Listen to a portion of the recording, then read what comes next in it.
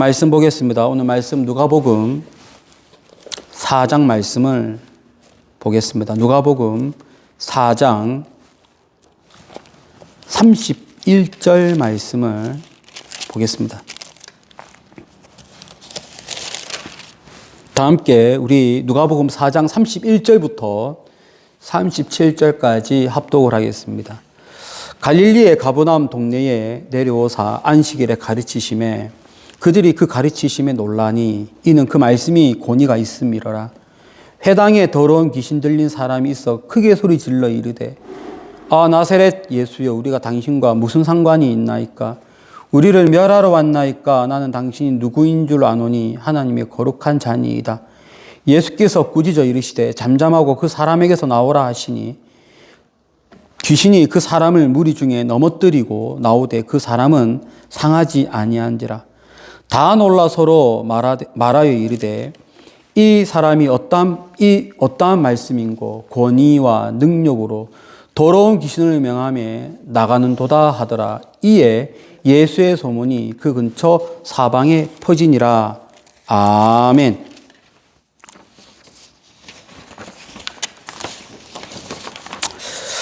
자, 이제 오늘 말씀을 통해서 어떻게 우리가 말씀을 듣고 말씀을 읽고 또 말씀을 묵상하고 하는 이 말씀이 어떻게 나에게 능력이 되는지 오늘 말씀을 통해서 함께 은혜를 나누겠습니다. 이 말씀이 나에게 능력이 되기 위해서는 그 말씀을 그대로 100% 수용하는 아멘하는 그런 자세가 있어야 합니다. 우리 다 함께 4장 32절 말씀을 합독을 하겠습니다. 그들이 그 가르치심에 놀라니 이는 그 말씀이 권위가 있음이러라.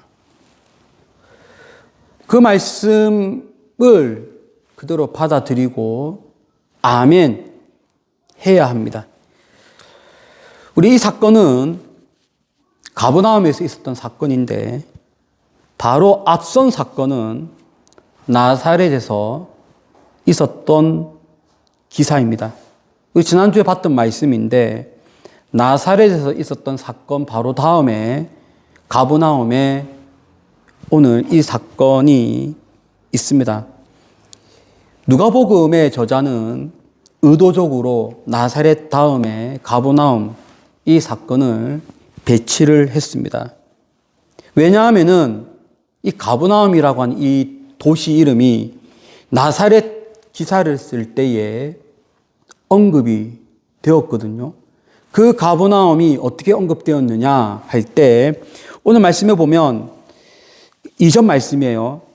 23절 한번 보세요. 4장 23절을 보시면 이렇게 가버나움이 언급되어 있습니다. 예수께서 그들에게 이르시되 너희가 반드시 의사야 너 자신을 고치라는 속담을 인용하여 내게 말하기를 우리가 들은 바 가버나움에서 행한 일을 너의 고향 여기서도 행하라 하리라. 지금 이 말씀이 무슨 말인가 하니 가버나움에서 예수님은 능력을 이미 행했어요. 누가복음 여기에서는 기록되지 않았는데 이 구절에 따르면 이미 가버나움에서 능력을 행했습니다. 사람을 고쳤고 또 사람이 치유를 받았고 하는 그런 역사가 있었어요. 그 소문이 나사렛까지 들렸습니다. 그리고 예수님께서 나사렛 회당에서 말씀을 가르쳤는데 그 말씀을 가르치고 난 다음에 사람들의 반응이 이것입니다. 가버나움에서 능력을 행했고 가버나움에서 기적을 베풀었으니 여기서도 한번 행하여 보라 라고 하면서 가버나움이 이미 언급되어 있어요. 그리고 나사렛에서 사건이 있었고 그 다음에 또 가버나움 사건입니다. 그러니까 이 본문에서는 본문이 그렇게 배치되지 않았는데 좀 넓게 보면은 예수님의 행적이 마치 샌드위치 구조 같아요. 가버나움에서 능력을 행했다. 이것은 구체적인 기록은 없어요. 가버나움에서 능력을 행했다. 근데 나사렛에서 말씀을 가르쳤는데 나사렛에서 사람들이 어떤 반응이 있었다. 그리고 나서 오늘 본문 또 가버나움에서 예수님은 능력을 행했다. 그래서 가버나움 한가운데 나사렛. 크게 보면은 예수님이 능력을 행한 것이 한가운데 이 가버나움으로 포진되어 있는 그 샌드위치 구조를 하고 있는 것이죠. 그리고 꼭 이렇게 샌드위치 구조가 아니어도 본문 자체가 반드시 이 본문을 읽을 때는 나사렛과 연관되어 읽어야 된다는 것을 말하고 있어요. 나사렛, 가버나움, 또 가버나움이니까. 그러면 이제 서로 비교를 한번 해보죠. 도대체 나사렛 사건과 가버나움 사건을 비교를 하면 이것이요, 거의 비슷해요, 상황이. 왜냐하면은 예수님께서 나사렛에서 들판에서 가르친 것 아니거든요. 회당에서 가르쳤어요. 보세요. 16절에 보면은 예수님께서 늘 하시던 대로 회당에 들어가서 성경을 읽었다라고 되어 있잖아요. 근데 이제 가버나움도 보세요. 가버나움도 보면은 갈릴리의 가버나움 동네에 내려오사 안식일에 가르쳤다. 무슨 말이에요? 안식일에는 회당을 가는 날이죠. 회당에서 가르친 거죠. 이 똑같은 기사가 마가복음 1장에 기록되어 있는데 마가복음 1장에는 분명히 회당이라고 언급되어 있습니다. 똑같은 상황이에요. 똑같이 회당에서 말씀을 가르쳤습니다. 그리고요, 그 말씀을 가르쳤는데 반응도 똑같아요. 어떤 반응이냐? 그 말씀을 듣고 사람들이 깜짝 놀라는 거예요. 자, 먼저 오늘 이 반응 볼까요? 32절. 32절 제가 읽을게요. 그들이 그 가르치심에 놀라니 깜짝 놀랐어요. 근데 나사렛은 어땠을까요? 나사렛도요, 깜짝 놀랐어요. 한번 볼까요? 자, 한번 22절. 22절 보세요. 다 함께 합독하겠습니다. 그들이 다 그를 증언하고 그 입으로 나오는 바 은혜로운 말을 놀랍게 여겨 이르되 이 사람이 요셉의 아들이 아니냐. 여기도 보면 사람들이 깜짝 놀랐어요. 놀랍게 여겨. 놀랐어요. 여기도 놀랐어요. 지금 상황이 똑같아요. 나사렛에서도 회당에서 안식일에 말씀을 가르쳤어요. 가버나움에서도 안식일에 회당에서 말씀을 가르쳤어요. 그 말씀이 너무 능력이 있어서 사람들의 반응도 똑같아요. 와, 이럴 수가. 여기도 깜짝 놀랐어요. 와, 이럴 수가. 그런데 그 다음이 달라요.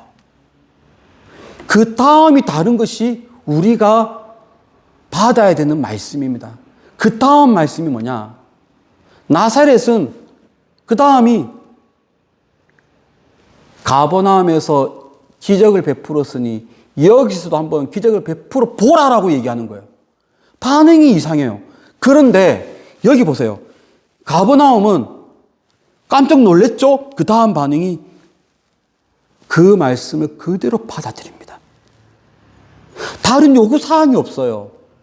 요구사항이 없고 그 말씀을 그대로 아멘하고 받아들였다는 그 표현이 바로 이것입니다. 그 말씀이 권위가 있음이로라. 사람들이 깜짝 놀랐어요. 그 말씀이 권위가 있음이로라. 그대로 받아들이는 거예요. 나사렛에서는 깜짝 놀랐어요. 그런 다음에 이제 깜짝 놀란 말씀이 나왔으니까 그 다음 순서가 있겠지. 우리에게 능력을 보여봐. 이게 예수님께 요구하는 것이 나옵니다. 우리에게 기적을 보여봐. 그럼 우리가 너를 인정해 줄게. 이런 뉘앙스거든요. 얼마나 이것이 위험한지 모릅니다. 이것이 별거 아닌 것 같지만 여러분, 이것이 너무 위험해요. 나에게 보여봐. 그러면 내가 믿을게. 너가 하나님의 아들인 것을 증명해봐. 이것은 그거 아니에요.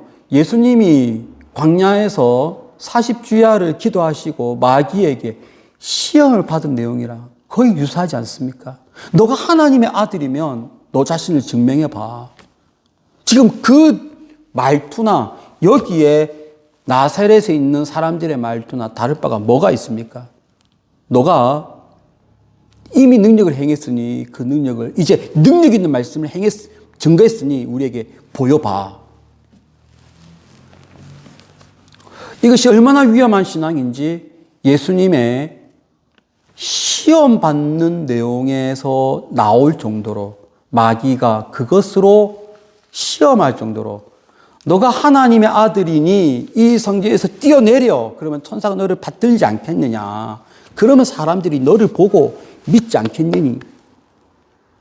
이런 거거든요. 그 똑같은 그런 시험을, 그러한 요구를, 그러한 요청을 이 사람들이 하고 있어요. 누가요? 나사렛 사람들이.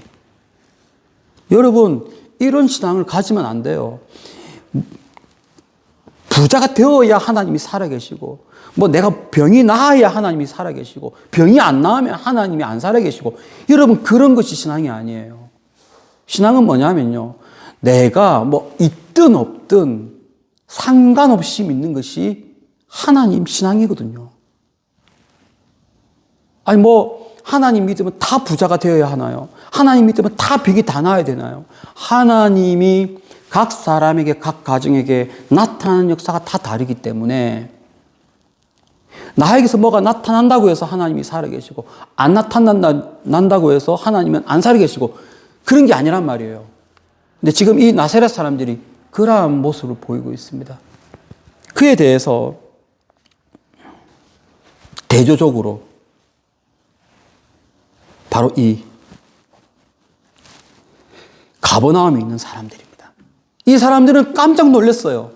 깜짝 놀라고 나서 그대로 그것을 아멘으로 받아들입니다. 예수님이 뭔가를 베풀지 않아도 그 말씀 그 자체로 아멘, 아멘, 아멘 다 받아들여요. 그랬더니 그 중에 한 사람이 그랬습니다.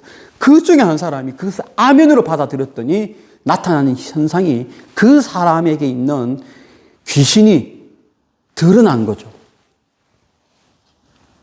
여기서는 예수님이 더러운 귀신을 내어 쫓았다. 요 사건을 부각시키기 위함이 아니고 예수님의 말씀에 능력이 있고 그 말씀을 그대로 받아들이면 이렇게 된다는 것을 보여주고 있는 말씀이에요. 여러분, 우리에게 필요한 신앙이 바로 이러한 신앙입니다.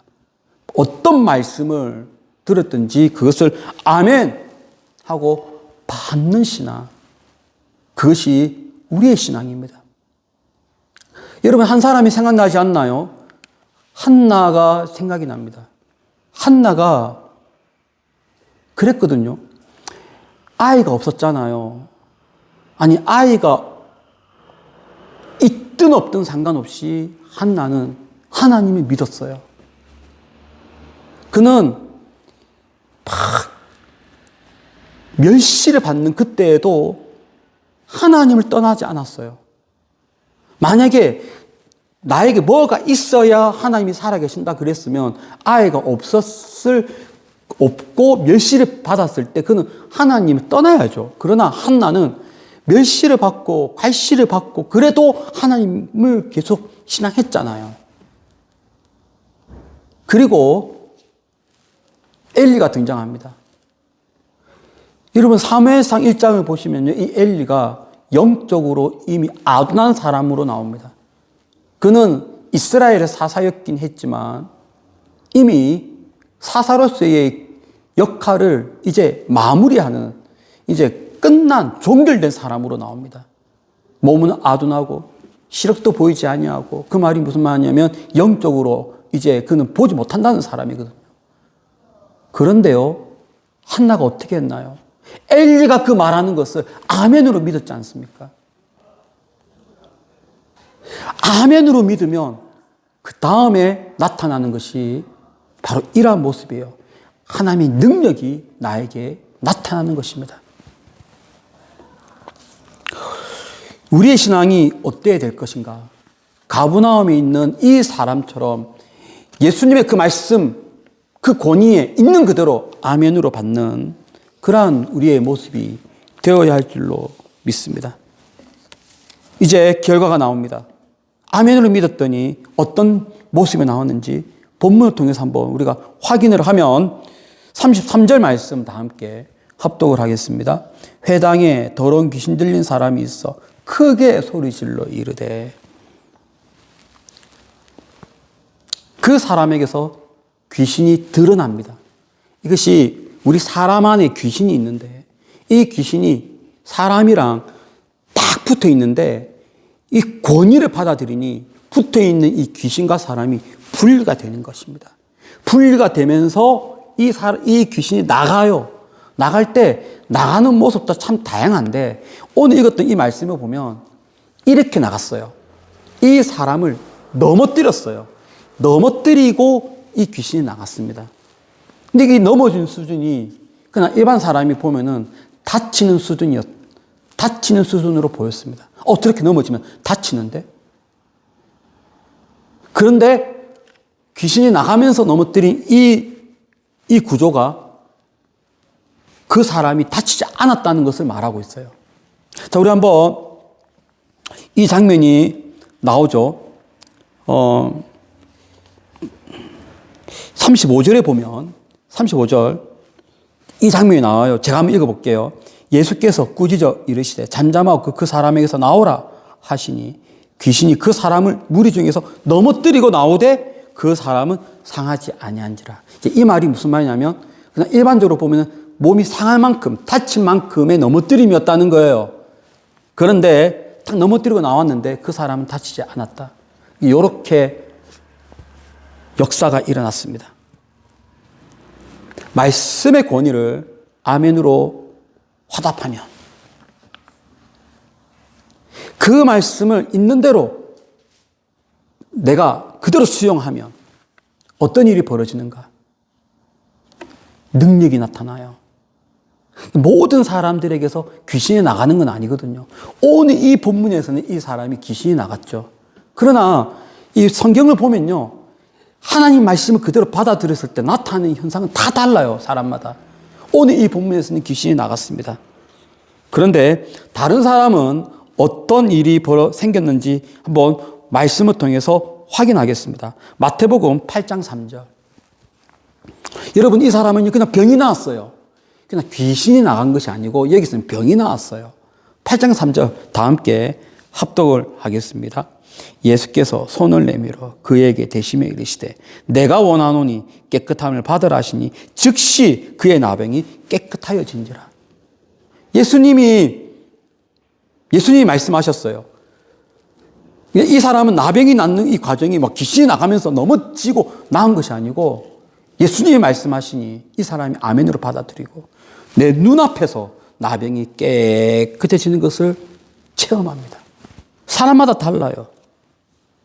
여러분, 어떤 사람은요, 마음에 평안함이 옵니다. 요한복음 14장 27절 말씀 다 함께 합독을 하겠습니다.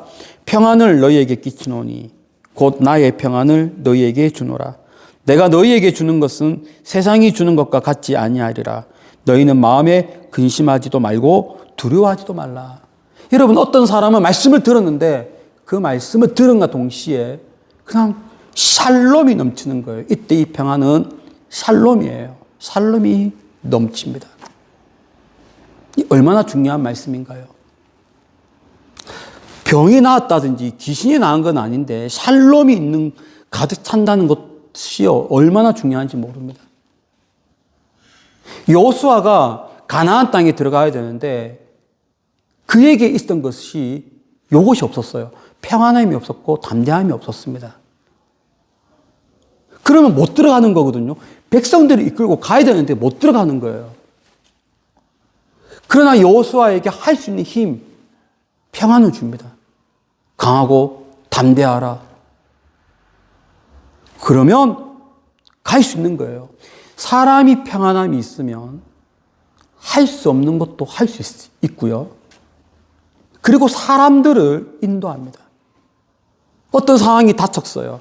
모든 사람들이 두려워하고 모든 사람이 겁내하고 벌벌 떨고 그러면요, 일을 못합니다. 그런 사람들 안에 누가 쓰임을 받느냐? 마음에 평안함이 있고 담대함이 있는 사람, 그 사람이 떨고 있는 사람들을 주관합니다. 떨지 마라. 두려워하지 마라. 그리고 상황을 돌파해 나갑니다. 어떤 사람은 말씀 아멘으로 믿으면 마음에, 심령에 평안함이 가득 찹니다. 그리고 두려움이 사라집니다. 여러분, 어떤 사람은요, 예수님 말씀에 그냥 예수님을 따르는 그런 사람도 등장합니다. 누가복음 5장 11절 말씀이에요. 다 함께 누가복음 5장 11절 말씀을 합독하겠습니다. 그들이 베드를 육지에 대고 모든 것을 버려두고 예수를 따르니라. 이 말씀은 예수님이 말씀을 딱 했어요. 설교를 딱 했더니 그냥 그대로 저는 예수님을 따르겠습니다. 예수님의 제자가 되는 그러한 모습입니다. 예수님께서 하신 말씀을 내가 아멘으로 받느냐, 아멘으로 받지 않느냐의 차이입니다. 아멘으로 받으면 내 마음에 평강이 오고, 때로는 귀신이 나오고, 때로는 병이 나오고, 낫고, 때로는 내가 발전되고, 여러 가지 역사가 일어나는데, 내가 그 말씀을 아멘으로 받지 아니하면 증상이, 이런 능력이 나타나지를 않는 거예요. 그러므로 여러분, 우리가 이 본문을 통해서 도전받아야 될 것, 어떤 말씀이 있든지 간에 그 말씀을 아멘으로 받는 그러한 여러분이 되시기를 진심으로 축복을 드립니다. 이렇게 아멘으로 받으면 내가 변할 뿐만 아니라 또 내가 상상하지 못한, 예기치 못한 일도 벌어집니다. 그것은 바로 예수의 소문이 퍼지는 거예요. 우리 다 함께 말씀 37절 말씀을, 4장 37절 말씀을 합독을 하겠습니다. 이에 예수의 소문이 그 근처 사방에 퍼지니라. 예수님이 이 땅에 오신 목적이 무엇인가요? 결국 예수님을 계시하고 자기 계시를 하고, 이 예수님의 자기 계시가 이 한 지역에만 있는 것이 아니고 점점 퍼지는 것, 나중에는 전 세계에 복음화, 이것이 예수님의 목적인데 그 예수님의 목적이 그대로 여기서 달성되는 것을 볼 수 있습니다. 그러나 중요한 것, 그 말씀을 아멘으로 받지 아니하면 어떤 현상이 벌어지는가? 이런 모습이 아니고 분노를 일으켜요. 사람들은 화를 냅니다. 누구처럼요? 나사렛에 있는 사람처럼 완전 상반된 반응이 나와요.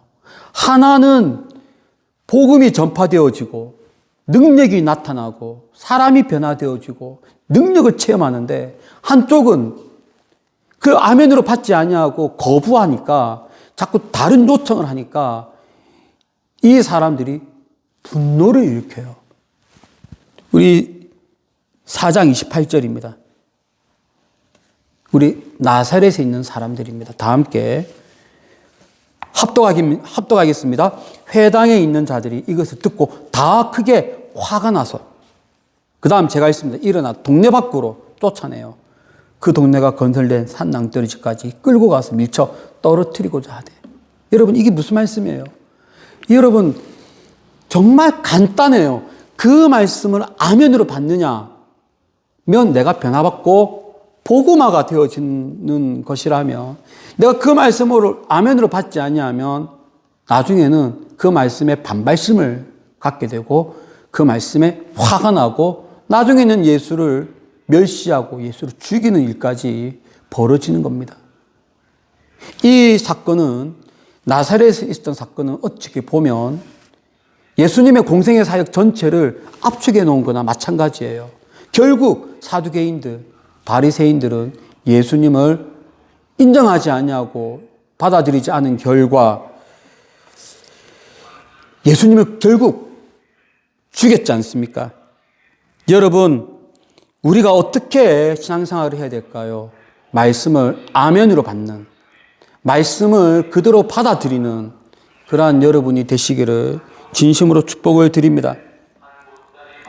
여러분 37절 말씀을 한번 보세요. 37절에 이에 예수의 소문이 그 근처 사방에 퍼지니라 할 때, 이때 퍼진다는 것은 사람이 하는 행위가 아닙니다. 물론 이제 사람이 계속 입소문을 내고 예수님의 그 행적을 막 알리는데, 이 사람이 알리는 건데 사실은 이것을 주관하는 분은 하나님이세요. 하나님이 그냥 사람들을 통해서 알리는 것입니다. 내가 하나님의 뜻대로 살면, 내가 하나님 말씀대로 산다고 하면은 이제 구체적인 모습은 사람이 어떻게 하고 사람이 전달하고 하는 것인데, 크게 보면 하나님이 다 그렇게 퍼뜨리는 거예요. 그래서 복음화가 이루어진다. 이러한 것은 선교사나 목사가 아니어도 하나님의 말씀을 그대로 아멘으로 받고 이것을 생활 가운데 막 행할 때 어떤 누구에게든지 일어날 수 있는 일입니다. 말씀이 확장되는 은혜가 있는 거예요. 가장 예를 들 수 있는 좋은 사람이 바로 김용기 장로님, 가나안 농군학교를 세웠던 분이죠. 여러분, 그분이 왜 이것이 그분 때문에 우리나라 농업이 활성화가 되었느냐 하면, 그 사람의 생각이 그거예요. 하나님 말씀대로 하면 된다는 거예요. 하나님 말씀대로 하면 되는 것인데, 구약 말씀 보시면 다 농사지 않습니까? 다 농사를 행할 때 하나님을 의지하고 하나님께 철저하게 무릎을 꿇고 이 농사에 임하면 하나님이 역사해 준다. 이것이 그분의 철학이에요. 그래서 그분이 자주 했던 말은, 신앙은 말이 아니라 생활이다. 하나님을 의지하면서 농업에 종사하는 거예요. 그리고 이 말씀에 따르면 정직해야 되거든요. 그분의 모토가 정직이에요, 또. 그랬더니 하나님이 그의 영역을 넓혀주십니다. 뭐 이게 내가 막 하려고 했던 것이 아니고 하나님이 넓혀주시는 거죠. 그리고 나중에는 그의 사후, 그가 죽고 나서 우리나라가 그를 인정합니다. 우리나라가 그를 인정해서 그에게 훈장을 죽고 나서 내릴 정도의. 여러분, 우리가 이 땅을 살아감에 있어서 어떻게 살아가야 될 것인가?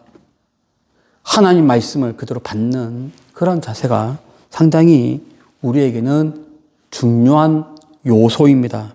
그러므로 여러분 어디에서 무엇을 하든지 간에, 그리고 어떻게 말씀을 받는지 간에, 말씀을 때로는 이 설교를 통해서 말씀을 듣기도 하고요. 때로는 성경 공부를 통해서 말씀을 알아가기도 하고요. 요즘에는 또 유튜브가 있지 않습니까? 유튜브를 통해서 말씀을 접하기도 하고요. 또 때로는 내가 말씀을 읽으면서 말씀을 또 접하잖아요. 어떤 말씀이 되었든지 간에 그 말씀을 아멘으로 받아서 하나님의 능력이 여러분에게 역사하기를 예수 이름으로 축원합니다. 기도하겠습니다. 은혜와 사랑이 풍성하신 하나님 아버지, 감사합니다. 하나님 말씀을 그대로 아멘으로 받는 그러한 신앙이 되게 하여 주옵소서. 그래하여 하나님이 나에게 역사하는 것을 끊임없이 체험하는 우리의 신앙이 되게 하여 주옵소서. 예수님의 거룩하신 이름으로 기도드립니다. 아멘.